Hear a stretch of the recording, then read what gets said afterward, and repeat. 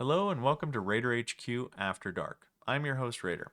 And in this video, I wanted to discuss the proposed upcoming mental health changes and kind of give you my personal opinion on the topic. I want to stress the fact that there is no, internal mandate that I'm going off of. It's just these are my kind of informed personal opinion. So, the first thing I would say is, the timeline. What does that look like? Now, I have my concerns that they have put it back to opening up the discussion to the public. And I mean, I don't have anything to go off of that, but typically you would only do that if you had a disagreement with some part of it and you wanted to change it and get buy-in from the community. So, there could be a chance that they change it. Now, why might they change it? Well, somebody could have potentially noticed the fact that the newer criteria can in a lot of instances be really advantageous to the veteran community in terms of, like a lot more people can be 100% on this, this new criteria. And that might cause a problem within the VA. Not because they don't want veterans to become 100%, but think about a bell curve. If the majority of your people are 100% in a certain like body system for a certain condition, then your bell curve is out of whack in their perspective. So like half the people should be at 50%, and then, you know, 25% of the people should be below that and 25% of the people should be above that kind of thing. And you're dealing with mathematicians and bean counters and administrative people who are overseeing these changes. So if they see the prospect that a lot more people, a lot more of the veteran community could be 100%, and I mean, I'm saying based upon the changes, a lot, like a significant portion of the veteran community could be, 100% just on the fact that you only need a 25% of the time in order to kind of reach that threshold for the frequency of how, uh, completely debilitating something is, you know? And I mean, anybody with mental health can have that relatively easily. So that's my first kind of opinion about it is I think that they might want to change that up, and I gave you the reason why for that. Now, how long? So let's say they don't find any issues with it and they just go, okay, we're going to greenlight this and we're going to push this forward and everything's good. When will it get implemented? Well, I mean, the government typically has a 60-day window for these things. So after they give the green light, the the VA has about 60 days to, kind of enact the change. However, um, I'm thinking it's going to be longer than that, 90 days potentially, maybe longer. And the reason why is because, yes, you have to train the raters how to rate the new system. You have to train the VSRs how to process the new system. But, and you have to train the authorizers how to authorize the new system. That's not what I'm worried about. What I'm actually worried about is I'm worried about training the examiners, because what happens is that they are learning a completely different method of doing it. And it's not like a physical examiner, like a medical doctor who says, "Okay, we're redoing the knee." Okay?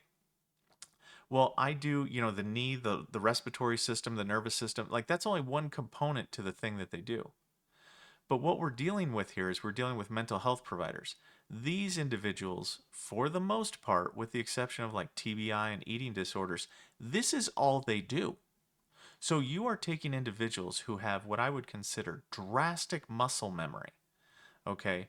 And you are teaching them a completely alien and opposite way to assess mental health, while still expecting these vendors to maintain the same output of current claimed issues during that 60, 90 days.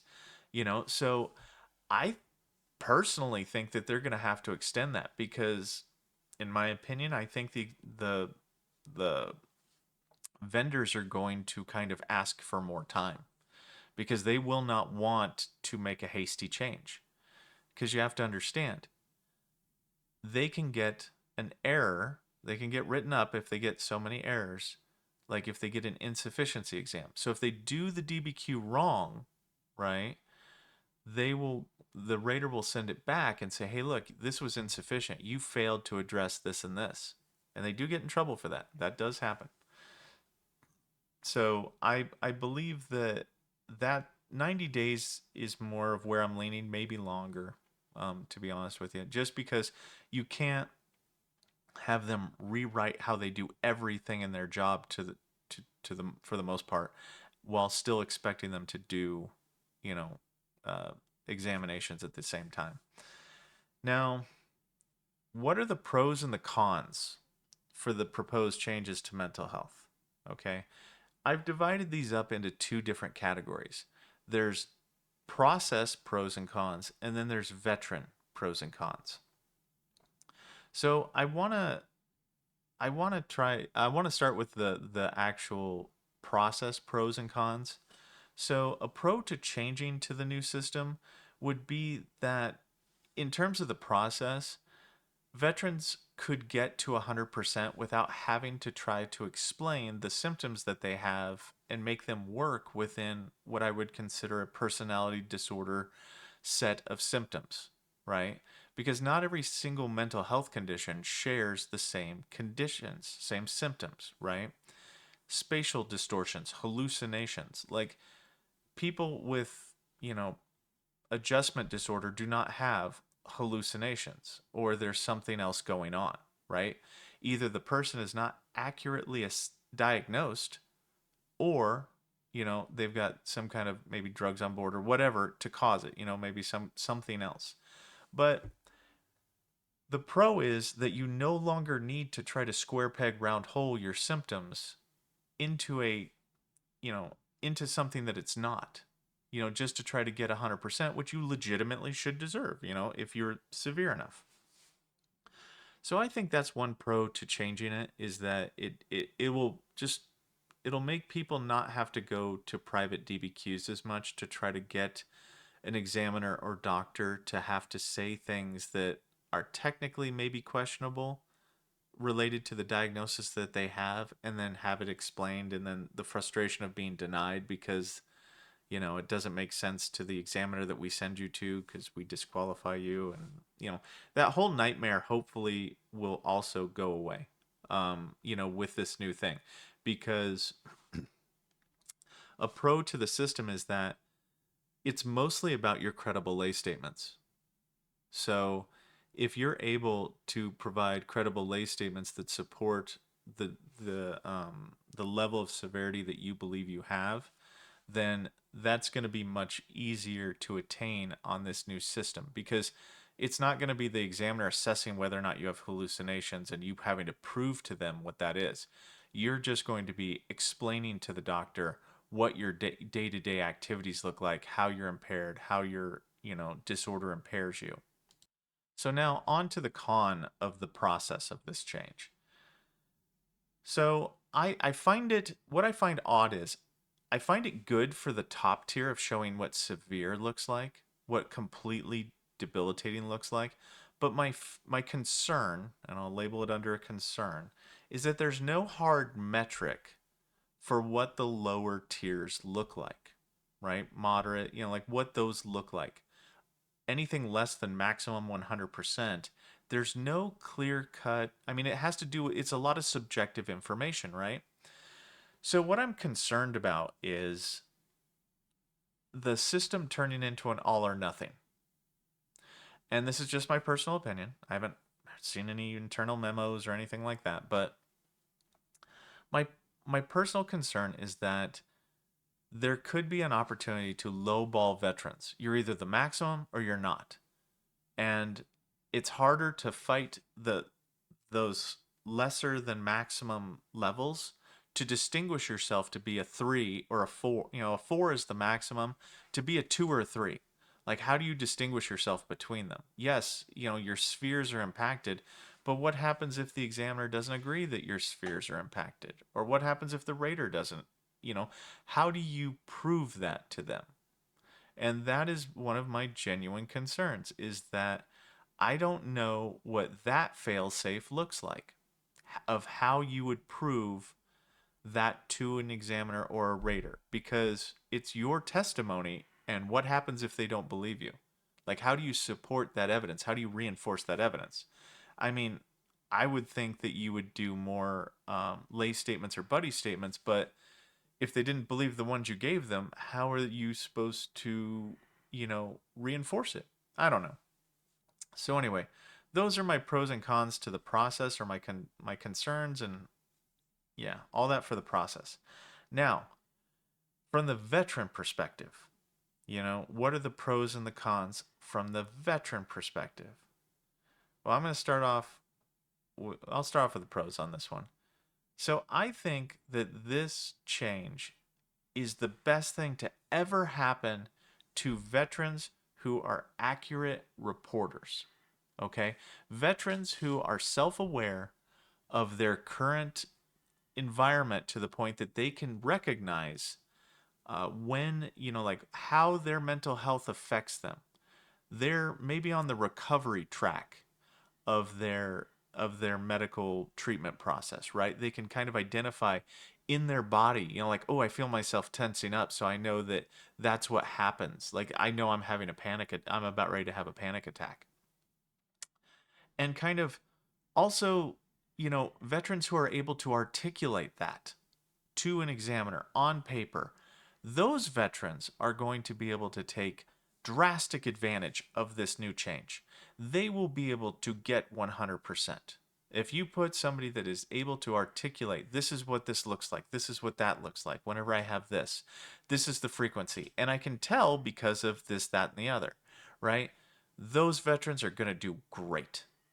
Now, the cons, okay? You can kind of see where I'm going with this. The veterans who are not accurate reporters are going to potentially suffer under this change, right?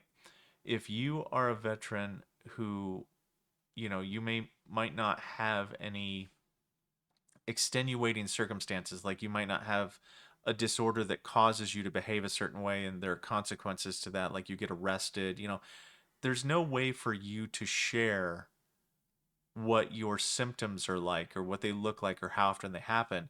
And maybe you're not at that point to where you are correlating or recognizing, oh, whenever I'm depressed, I do this behavior. If you're at that pre-contemplation that you don't even see a problem with your mental health, like you can have depression, right? But what does it look like in your life? If you can't explain that to the examiner and to the rater, you will get lowballed. So, how do you resolve that? How do you survive that when the changes occur? If you're that type of veteran, what are you going to do? So, my recommendation for veterans that might fall into that category, and if you don't know if you fall into that category, I'm going to think you fall into that category, is you need to start building a support network, a support system. People who know you, people who see you on a daily basis, who can fact check, if you say, nah, I only do it once a week or twice a week, have those people fill out buddy statements and give their perspective, their unfiltered perspective on what that looks like. Because that's going to be the only way for veterans who are either not accurate reporters or not in tune with how their disability causes, affects their spheres of their life. That's going to be the only way that you're going to be able to combat that. Okay. So that's my recommendation. That's basically it. We're at 14 minutes. I wanted to keep this below 20, but so moving forward, yeah, just in summary, I think 90 days, I think it's going to be an overall beneficial change, but I think it does come with some pitfalls for certain veterans. And if they do not reinforce their social network or get additional buddy or lay statements, I think that they will not do well under the new system. And I mean, this is one of those situations where a doctor can't write a note for you because they're not in your pocket when you're walking around, in your life, right? So unfortunately, this is going to be layer buddy statements. Normally, you could have a doctor maybe write a statement under the current system, and that would boost you up. But that won't be the same under the new system. So, anyway, that's about all I got for you for this one. Thank you for listening, and I appreciate everybody. We're almost to 2K subscribers, which blows my mind. And also, I'd like to give a big thank you for all the people who have, you know, done the memberships. It blows my mind. You guys are awesome. I appreciate you. Always appreciated, never required. But yeah, thank you so much at each and every one of you. You have my thanks. So, anyway, that's about all I got. Raider out.